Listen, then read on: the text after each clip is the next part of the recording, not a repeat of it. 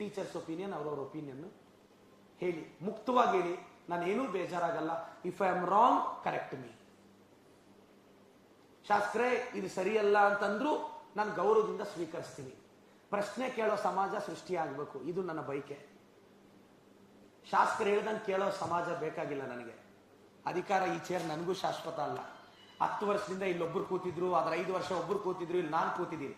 Next 5 ವರ್ಷಕ್ಕೆ ಯಾರು ಕೂರ್ತಾರೋ ನನಗೂ ಗೊತ್ತಿಲ್ಲ. ನಾವು ಏನ್ ಫುಟ್ ಪ್ರಿಂಟ್ ಬಿಟ್ಟು ಹೋಗ್ತೀವಿ ಅದೊಂದೇ ಶಾಶ್ವತ.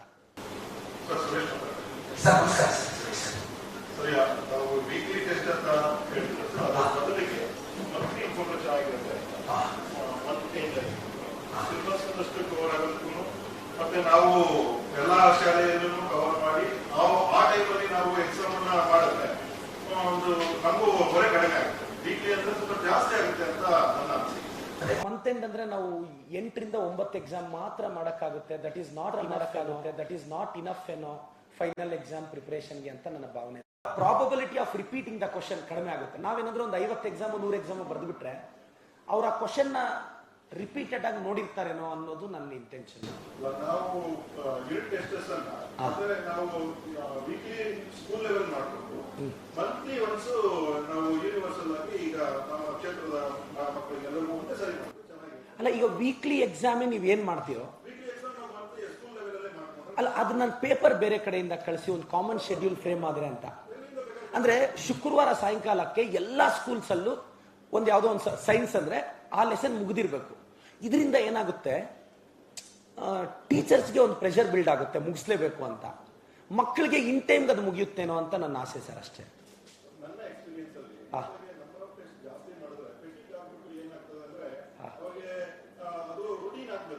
ಕೆಲಸ ಮಾಡಿದ್ರೆ ಸರ್ 4 ಸಪೋಸ್ ಈಗ 4 ಲೆಸನ್, ಒಂದು 3 ಲೆಸನ್ ಆಯ್ತು ಅನ್ಕೊಳ್ಳೋಣ. 3 ಲೆಸನ್ ಮೇಲೆ 3 ವಾರ ಮಾಡಿ, 4ನೇ ವಾರ ಕ್ಯುಮುಲೇಟಿವ್ ಅಂತ ಮಾಡಿ, 4ನೇ ವಾರದ್ದು ತುಂಬಾ ಎಫೆಕ್ಟಿವ್ ಆಗಿ ಮಾಡಿ ಒಂದು ರೇಂಜ್ ಅವ್ರ ಪಬ್ಲಿಕ್ ಎಕ್ಸಾಮ್ ಫೀಲೇ ತಂದ್ರೆ. ನಾನೇನು ಅಂದ್ರೆ ಈಗ ಕಾರ್ಪೊರೇಟ್ ಸೆಕ್ಟರ್ ಅಲ್ಲಿ ಇದೆಲ್ಲ ಮಾಡಿ ಅವ್ರು ಸಕ್ಸಸ್ ಆಗಿದ್ದಾರೆ ಸರ್. ಇದು ಉದ್ದೇಶ ಏನಂದ್ರೆ ಸರ್ಕಾರಿ ಶಾಲೆಯಲ್ಲಿ ಓದ್ತಿರೋ ಮಕ್ಕಳು ಪ್ರೈವೇಟ್ ಸ್ಕೂಲ್ ಮಕ್ಕಳಿಗೆ ಏನೂ ಕಡಿಮೆ ಇಲ್ಲ ಅನ್ನೋ ಫೀಲ್ ಅವ್ರ ಮನಸ್ಸಲ್ಲಿ ಕ್ರಿಯೇಟ್ ಮಾಡಬೇಕು. ನನ್ನ ಉದ್ದೇಶ ಅದು. ಸೊ ಆ ಟೆಸ್ಟ್ ಪೇಪರು, ಪ್ರಿಪ್ರೇಷನ್ನು, ಪ್ರಿಂಟಿಂಗ್ ಕಾಸ್ಟು ಎಲ್ಲ ನಾನೇ ನೋಡ್ಕೊಂತೀನಿ ಸರ್. ನನಗೆ ಗೊತ್ತಿರೋ ಪ್ರಕಾರ ಸರ್ಕಾರದಿಂದ ಇದಕ್ಕೆ ಪ್ರಾವಿಷನ್ ಇರಲ್ಲ, but I will take care of entire expenses. ಇದೊಂದು ಮಾಡಿದ್ರೆ ನೀವು ಸಹಕಾರ ಕೊಟ್ಟರೆ ಇದು ಸಾಧ್ಯನೇನೋ ಅಂತ. ತಪ್ಪಾಗಿ ತಿಳಿಬೇಡಿ ಮೇಡಮ್, ದಯವಿಟ್ಟು ಸರ್. ನಾನು ಒಂದು ಕನ್ನಡ ಮೀಡಿಯಂ ಶಾಲೆಯಾಗಿ ಇದೊಂದು ನನ್ನ ವಿಷನ್, ಇದು ಇಂಪ್ಲಿಮೆಂಟ್ ಆದ್ರೆ ಒಳ್ಳೇದಾಗುತ್ತೆ ಅಂತ. ಎಸ್ ಅಲ್ಲ, ಏನು ಅಂದ್ರೆ ಮಾಡಿದ್ದೀರಾ ಸರ್? ಎಸ್ ಎಸ್ ಖಂಡಿತ. ಈಗ ಸರ್ ಅವ್ರು ಹೇಳಿದ್ರು ಮಂತ್ ಎಂಡ್ ಟೆಸ್ಟ್ ಅಂತ. ನಾನು ಹೇಳೋದು ಮಂತ್ ಎಂಡ್ ಬರೋ ಅಷ್ಟೊತ್ತಿಗೆ ಈ ವೀಕ್ಲಿ ಟಾಪಿಕ್ಸ್ ರಿವೈಸ್ ಮಾಡಕ್ಕೆ ಹುಡುಗರು ಏನ್ ಮಾಡ್ತಾರೆ ಅಂದ್ರೆ, ನನ್ನ ಅನಿಸಿಕೆ ಲಾಸ್ಟ್ 2 ಡೇಸ್ ಇದ್ದಾಗ ನಾವು ಕನ್ನಡ ಮೀಡಿಯಂ ಅವ್ರು ಇಂಗ್ಲಿಷ್ ಹೆಂಗ್ ಓದ್ತೀವಿ ಅಂತ ಒಂದು ಹೇಳ್ತೀನಿ ಸರ್. ಮೋಸ್ಟ್ಲಿ ನಿಮ್ಗೆ ಯಾರಿಗೂ ಅದು ಅನುಭವಕ್ಕಿಲ್ಲ, ನಾನು ಕನ್ನಡ ಮೀಡಿಯಂ ಸ್ಟೂಡೆಂಟ್ ಆಗಿ ಹೇಳ್ತೀನಿ. ಪ್ರತಿ ಇಂಗ್ಲಿಷ್ ಲೆಸನ್ಗೂ ಒಂದು ಪೇಜ್ ಸಮ್ಮರಿ ರೆಡಿ ಮಾಡ್ಕೊಂಡಿರ್ತಿದ್ವಿ, ಆಥರ್ ನೇಮು. ಆ ಲೆಸನ್ ನಲ್ಲಿ ಅವ್ರು ಏನ್ ಕ್ವಶನ್ ಕೇಳಿದ್ರು ನಾವು ಅದೇ ಆನ್ಸರ್ ಬರೀತಾ ಇದ್ದಿದ್ದು. ಈಗಲೂ ಅಲ್ಲಲ್ಲ, ಇಂಗ್ಲಿಷ್ ಆನ್ಸರ್ ಎಂಟೈರ್ ಇಂಗ್ಲಿಷ್ ನ 15 ಪೇಜಲ್ಲಿ ಓದಿ 70 ಮಾರ್ಕ್ಸ್ ತಗೊಂಡಿರೋರು ನಾವು. ಹೆಂಗೆ ಅಂದ್ರೆ ಆಥರ್ ನೇಮು, ಬುಕ್ ನೇಮು, ಆ ಎಂಟೈರ್ ಸಮ್ಮರಿ, ಈ ಗೈಡ್ ಬರೋದೊಂದು, ಅದನ್ನ ಕಾಪಿ ಮಾಡಿ ಬಯಟ್ ಮಾಡ್ಕೊಂಡು ಆ ಲೆಸನ್ ನಲ್ಲಿ ಅವ್ರು ಏನಾದ್ರೂ ಕೇಳಿ ಅದೇ ಆನ್ಸರ್. 5ಕ್ಕೆ 3 ಮಾರ್ಕ್ಸ್ ಬರೋದು, ನಮ್ಗೊಂದು ನಂಬಿಕೆ ಅದು 3 ಆದ್ರೂ ಕೊಡ್ತಾರೆ ಅಂತ. ಎಸ್ ಇಲ್ಲ ಮೇಡಮ್, ನಾನು 15-16 ವರ್ಷದಿಂದ 10th ಓದಿದ್ದು. ಅಂದ್ರೆ ನೀವು ಟೀಚರ್ ಆಗಿ ನಿಮ್ ಸ್ಟ್ಯಾಂಡ್ ಬೇರೆ ಇರುತ್ತೆ ಮೇಡಮ್. ನಾನು ಕನ್ನಡ ಮೀಡಿಯಂ ಸ್ಕೂಲು ಸ್ಟೂಡೆಂಟು, ನಾವೆಲ್ಲ ಫ್ರೆಂಡ್ಸ್ ಹೆಂಗ್ ಬರೆದ್ವಿ ಅಂತ. ಇನ್ನ ನಮ್ಮ ಸ್ನೇಹಿತರೆಲ್ಲ ಇಂಗ್ಲಿಷ್ ಹೆಂಗ್ ಬರೀತಿದ್ರು ಅಂದ್ರೆ ಮೇಡಮ್, ಇದು ದಯವಿಟ್ಟು ಸೀರಿಯಸ್ ಆಗಿ ತಗೋಬಿಡಿ, ಆನ್ಸರ್ ಬರ್ತಿರ್ಲಿಲ್ಲ. ಅಲ್ಲೊಂದು ಪ್ಯಾಸೇಜ್ ಕೊಡೋರಲ್ವ ಮೇಡಮ್, ಅಲ್ಲಿ 4 ಲೈನ್ ಎತ್ತು ಬರೆಯೋರು ಇಲ್ಲಿ. ಬಟ್ ಆದ್ರೂ ನನ್ನ ಫ್ರೆಂಡ್ ಪಾಸ್ ಆಗಿದ್ದ ಮೇಡಮ್, ನನ್ಗೆ ಅರ್ಥ ಆಗ್ಲಿಲ್ಲ ಹೆಂಗಾದ ಅಂತ.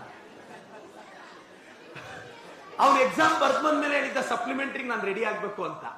ರಿಸಲ್ಟ್ ದಿನ ಪಾಸ್ ಅವನು.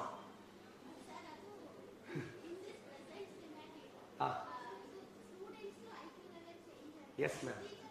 ಇಲ್ಲ ಮೇಡಮ್, ನನಗೆ ನನ್ನಷ್ಟು ದಡ್ರು ಈಗಿರೋ ಮಕ್ಳು ಆಗಿರಲ್ಲ ಅಂತ ನನ್ನ ನಂಬಿಕೆ. I agree. ಯಾಕೆಂದ್ರೆ ಇದು ನಮ್ಮ ಬ್ಯಾಚಲ್ಲೆಲ್ಲ ನಾವೆಲ್ಲ ನಾನು ಇಂಟರ್ ಸ್ಕೂಲ್ ಕ್ವಿಜ್ ಎಲ್ಲ ಹೋದಾಗ ನಮ್ಮ ಕ್ವಿಜ್ ಅಲ್ಲೂ ಏನ್ ಕ್ವಶನ್ಸ್ ಕೇಳ್ತಾರೆ ಅಂತ ಗೊತ್ತಿತ್ತು. ಜ್ಞಾನಪೀಠ ಪ್ರಶಸ್ತಿಯವ್ರ ಮೇಲೆ ಒಂದು ರೌಂಡ್ ಇರೋದು, ಎರಡನೇ ರೌಂಡು ಇಂಗ್ಲಿಷಲ್ಲಿ ಆಥರ್ಸು, ಮೂರನೇದು ಎತ್ತರದ ಕಟ್ಟಡ ಯಾವ್ದಿದು. ನಮ್ಮ ಕ್ವಿಜ್ ಅಲ್ಲೂ ಈ ಪ್ಯಾಟರ್ನ್ ಅಲ್ಲೇ ಕೇಳ್ತಾರೆ ಅಂತ ನಮ್ಗೆ ಗೊತ್ತಿತ್ತು. ನಾನು ಇಂಟರ್ ಸ್ಕೂಲ್ ಅಲ್ಲಿ 2 ವರ್ಷನೂ ವಿನ್ನರ್ ಆಗಿದ್ದೆ, ಜಾಸ್ತಿ ಓದ್ಕೊಂಡಲ್ಲ. ಈ ರೌಂಡಲ್ಲಿ ಇದೇ ಬರುತ್ತೆ, ಈ ರೌಂಡಲ್ಲಿ ಇದೇ ಬರುತ್ತೆ ಅಂತ ಗೊತ್ತಾಗೋದು. ಬಟ್ ಈಗ ಅಡ್ವಾನ್ಸ್ ಆಗಿದೆ, ನಿಮ್ಮಂತ ಟೀಚರ್ಸ್ ಇಂದ ಅಡ್ವಾನ್ಸ್ ಆಗಿದೆ. ನಿಮ್ಮ ಸೇವೆನ ಬೆಲೆ ಕಟ್ಟಕ್ಕೆ ಆಗಲ್ಲ. ಬಟ್ ಹೀಗಿದೆ. ಇನ್ನ ಬೇರೆಯವ್ರು ಯಾರಾದ್ರೂ ಒಪಿನಿಯನ್ ಟೀಚರ್ಸ್? ಸರ್ ನಮಸ್ಕಾರ ಸರ್. Yes sir. ಹಾಂ ಸರ್. ಹಾಂ ಸರ್. ಸಮಸ್ಯೆ ಏನಾಗ್ತಿದೆ ಅಂದ್ರೆ ನಮಗೆ 6 months ಅಲ್ಲಿ 15 to 20, 25 ಚಾಪ್ಟರ್ಸ್ ಮುಗಿಸ್ಬೇಕಾಗಿರುತ್ತೆ. ಸೊ ಎವ್ರಿ ವೀಕ್ ನಾವು ಟೆಸ್ಟ್ ಕಂಡಕ್ಟ್ ಮಾಡಕ್ ಹೋದ್ರೆ ವಿದಿನ್ ಎ ವೀಕ್ ಅಲ್ಲಿ ಒಂದು ಚಾಪ್ಟರ್ ಕೂಡ ನಾವು ಮುಗಿಸಕ್ಕಾಗಲ್ಲ. 1 month ಪರ್ ಮಂತ್ ಅಂತ ತಗೊಂಡ್ರೆ ನಾವು ಅಕಾಡೆಮಿಕ್ ಪ್ಲಾನ್ ಪ್ರಕಾರ 3 to 4 ಲೆಸನ್ಸ್ ನಾವು ಕಂಪ್ಲೀಟ್ ಮಾಡ್ಬೋದು ಅಂತ ಹೇಳಿ ಪ್ಲಾನ್ ಮಾಡಿದ್ದೀವಿ sir. So 3 to 4 chapters complete ಆದ್ಮೇಲೆ ನಾವು ಒಂದು 4 ಚಾಪ್ಟರ್ಸ್ ಕಂಬೈನ್ ಮಾಡ್ಕೊಂಡು ಒಂದು ಟೆಸ್ಟ್ ಕೊಟ್ಟಾಗ ಅಲ್ಲಿ ಸ್ವಲ್ಪ ಇಂಪ್ರೂವ್ಮೆಂಟ್ ಕಾಣುತ್ತೆ. ಮಿಡ್ಲ್ ಏನಾಗುತ್ತೆ ಅಂದ್ರೆ ಡಿಪಾರ್ಟ್ಮೆಂಟ್ ಇಂದ ಅನೇಕ ಪ್ರೋಗ್ರಾಮ್ಗಳು ಬರ್ತವೆ ಸರ್, ಅದು ತುಂಬಾ ಡಿಸ್ಟರ್ಬ್ ಆಗುತ್ತೆ ನಮಗೆ.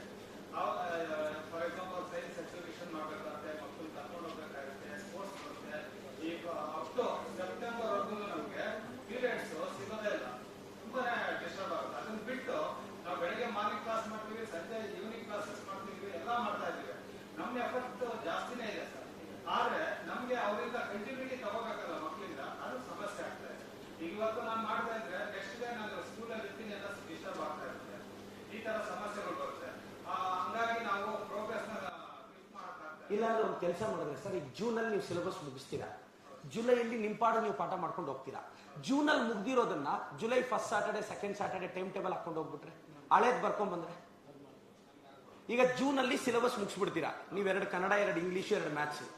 ಶೆಡ್ಯೂಲು ಜುಲೈಯಿಂದ ಸ್ಟಾರ್ಟ್ ಆಗುತ್ತೆ, ಜುಲೈದು ಆಗಸ್ಟ್ ನಲ್ಲಿ ಸ್ಟಾರ್ಟ್ ಆಗುತ್ತೆ. ಈ ತರ ಹಾಕೊಂಡು ಹೋದ್ರೆ ಸರ್, ಇದು ನಾನೇನು ಅಂದ್ರೆ ಪ್ರೈವೇಟ್ ಸೆಕ್ಟರ್ ಅಲ್ಲಿ ಇದು ಸಾಧ್ಯ ಆಗ್ತಿದೆ, ನಮ್ಮಲ್ಲಿ ಯಾಕೆ ಆಗಬಾರದು ಅನ್ನೋದಷ್ಟೇ ನನ್ನ ಪ್ರಶ್ನೆ. ಟೀಚರ್ಸ್ ನಾವು ಮಾಡ್ತಾ ಇದೀವಿ ಸರ್, ಬಟ್ ಏನಂದ್ರೆ ನಮಗೆ ಟೈಮ್ ಸಿಗ್ತಾ ಇಲ್ಲ ಸರ್, ತುಂಬಾನೇ ಡಿಸ್ಟರ್ಬ್ ಆಗುತ್ತೆ. ಬಟ್ ಇಲ್ಲ ಸರ್, ನಾನು ಹೇಳೋದು ಜೂನಲ್ಲಿ ಮುಗಿಸೋದನ್ನ ಜುಲೈಯಿಂದ ಎಕ್ಸಾಮ್ ಸ್ಟಾರ್ಟ್ ಮಾಡೋಣ.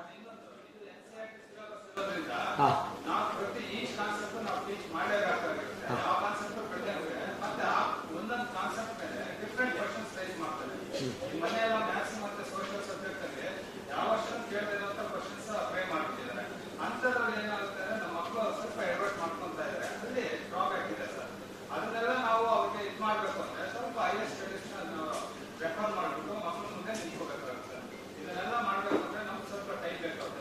6 months ಅಲ್ಲಿ ಇದೆಲ್ಲ ಅಲ್ಲ ಸರ್, ನಾನು ಹೇಳೋದೇನು ಅಂದ್ರೆ, ನೀವು ಸಾಟರ್ಡೆ ಮಧ್ಯಾಹ್ನದವರೆಗೂ ಇರುತ್ತೆ ಮೇಡಮ್ ಶಾಲೆ. ಸಾಟರ್ಡೆ ಮಧ್ಯಾಹ್ನ ನಾನು ಹೇಳೋದು 11:20. ಅದಾದ್ಮೇಲೆ 11:30 ಮೇಲೆ ಒಂದು 3 hour ಎಕ್ಸಾಮ್ ಇಟ್ಟು ಜೂನಲ್ಲಿ ಆಗೋ ಸಿಲೆಬಸ್ನ, ಈಗ June 1st week, 2nd week, 3rd week, 4th week ಆಗಿರೋದನ್ನ ಜುಲೈಯಲ್ಲಿ ಎಕ್ಸಾಮ್ ಇಟ್ಕೊಂಡು ಹೋಗೋಣ. ನಿಮ್ ಟೈಮ್ ಟೇಬಲ್ ಡಿಸ್ಟರ್ಬ್ ಆಗಲ್ಲ. ಸಾಟರ್ಡೆ ಮಧ್ಯಾಹ್ನ ಮೇಲೆ ಮಾಡಿಸ್ಕೊಂತೀವಿ. ಅಕಸ್ಮಾತ್ ನೀವು ಟೀಚರ್ಸ್ ಇರಕ್ಕಾಗಲ್ಲ ಅಂದ್ರೆ ನಾನೊಂದು ಕೆಲಸ ಮಾಡ್ತೀನಿ, 18 ಶಾಲೆಗೂ ನಾನು ಎವ್ರಿ ಸಾಟರ್ಡೆ 18 ಜನನ ಟೀಮ್ ಕಳಿಸ್ತೀನಿ. ಅವ್ರ ಎಕ್ಸಾಮ್ ಇಟ್ಬಿಟ್ಟು ಪೇಪರ್ ಕಲೆಕ್ಟ್ ಮಾಡ್ಕೊಂಡ್ ಬರ್ತಾರೆ. ಕಲೆಕ್ಟ್ ಮಾಡ್ಕೊ ನಾನು ಯಾಕೆ ಅಂದ್ರೆ, ಎಲ್ಲೂ ನೋಡಿ ನೀವು ಜೂನಲ್ಲಿ ಆಗಿರೋದನ್ನ ಜುಲೈಯಲ್ಲಿ ಮಕ್ಕಳು ನಿಮ್ ಟೈಮ್ ಟೇಬಲ್ ನಾವು ಡಿಸ್ಟರ್ಬ್ ಮಾಡಲ್ಲ. ನೀವು 6 ತಿಂಗಳಿಗೊಂದು ಎಕ್ಸಾಮ್ ಇಟ್ಟರು, ಎಕ್ಸಾಮ್ 2 ದಿನ ಮುಂಚೆನೆ ನಾವು ಬುಕ್ ತೆಗೆಯೋದು. ಇದು ನಿಜ ಸರ್. ಅಟ್ಲೀಸ್ಟ್ ವಾರ ಇಟ್ಟರೆ ಗುರುವಾರ ಶುಕ್ರವಾರ ಆದ್ರೂ ಓದಿದ್ರೆ ತಿಂಗಳಿಗೊಂದು 8 ದಿನ ಆದ್ರೂ ಓದ್ತಾರೆ ಅಂತ ನನ್ನ ಆಸೆ ಸರ್.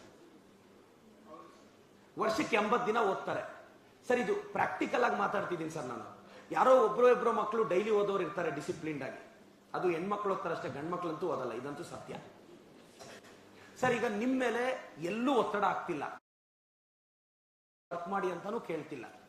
ಸಾಟರ್ಡೇನು ನೀವು ಓಕೆ ಸರ್, ಆ ಎಕ್ಸಾಮ್ ಬರ್ಸಿ ಯಾರೋ ಹೋಗ್ತೀವಿ ಅಂದ್ರೂ ಓಕೆ. ಇಲ್ಲ ಅಂದ್ರೆ ನಾನು ಆಶಾ ಕಾರ್ಯಕರ್ತರದು, ಅಂಗನವಾಡಿ ಯಾರ್ದೋ ಸಹಾಯ ತಗೊಂಡು ಎಕ್ಸಾಮ್ ನಡೆಸ್ತೀನಿ. ನಿಮಗೆ ನಾನು ಎಲ್ಲೂ ಟ್ರಬಲ್ ಕೊಡಲ್ಲ. ಈಗ ನಾನು ನಿಮ್ಮನ್ನ ಕೆಲಸ ಮಾಡಿ ಅಂದಾಗ ಕಷ್ಟ ಆಗುತ್ತೆ. ಈ ಸಿಸ್ಟಮ್ನ ಯಾಕೆ ರನ್ ಮಾಡಬಾರ್ದು? ನಮ್ಗೆ ಅಟ್ಲೀಸ್ಟ್ ವೀಕೆಂಡ್ ಅಲ್ಲಿ ಮಗುನ ಕ್ವಶನ್ ಕೇಳ್ಬೋದಲ್ಲ, ಯಾಕೆ ಕಡಿಮೆ ತೆಗಿತಿದ್ಯಾ ಅಂತ. ಈಗ ನಿಮ್ ಸ್ಕೂಲ್ ಪೇಪರ್ಸ್ನ ಆ ಸ್ಕೂಲ್ ಕಳ್ಸೋಣ, ಆಗ ಅವ್ರು ಎವ್ಯಾಲ್ಯೂಟ್ ಮಾಡ್ಲೇಬೇಕಾ? ಜನರಲ್ ಆಗಿ ಏನಾಗುತ್ತೆ, ನಮ್ ಸ್ಕೂಲ್ ಪೇಪರ್ಸ್ ನಾವೇ ಎವ್ಯಾಲ್ಯೂಟ್ ಮಾಡಿ ಅಂದಾಗ ಕೆಲವ್ರು ಏನ್ ಮಾಡ್ತಾರೆ, ಸುಮ್ಮನೆ ಹಿಂಗೆ ಹಾಕೊಂಡೋಗಿ ಸ್ಟೂಡೆಂಟ್ ನೇಮ್ ಮೇಲೆನೆ ಮಾರ್ಕ್ಸ್ ಹಾಕ್ತಾರೆ. ಸ್ಟೂಡೆಂಟ್ ನೇಮ್, ಈ ಹುಡುಗನ್ಗ 20, ಈ ಹುಡುಗನ್ಗ 10, ಇವನ ಫೇಲು. ಇದಾಗುತ್ತೆ ಸರ್. ಇದನ್ನೆಲ್ಲ ಸ್ಟಾಪ್ ಮಾಡೋಣ ಅಂತ ಸರ್. ಇದೇನಿಲ್ಲ, ಪ್ಯೂರ್ ಮಕ್ಕಳ ಭವಿಷ್ಯದ ಬಗ್ಗೆ ನನಗಿರೋ ಕನ್ಸರ್ನ್ ಅಷ್ಟೇ ಸರ್, ಇನ್ನೇನು ಅಲ್ಲ.